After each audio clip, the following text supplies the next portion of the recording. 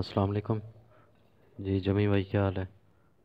जमी भाई, ये ब्रोकन की फ़ीमेल, इसने आज अल्हम्दुलिल्लाह डिलीवरी की है।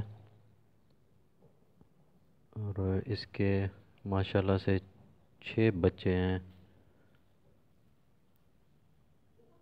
ये ये आप देख सकते हैं।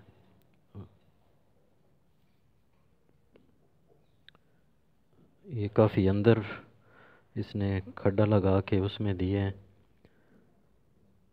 ये इस फीमेल की थर्ड ब्रीड है जमी भाई। ये फीमेल है, आप देख सकते हैं।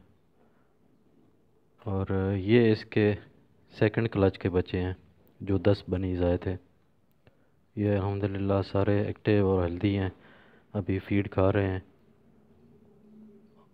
और ये नीचे इसके फर्स्ट क्लच के जो है 4 बनीज आए थे, जिसमें से ये 2 फीमेल मैंने अलग से रखी हुई हैं।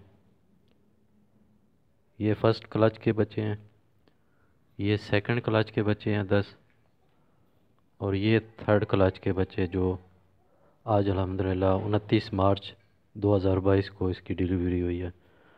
ये 6 बनीज हैं, काइंडली अपने पास रजिस्टर कर लें।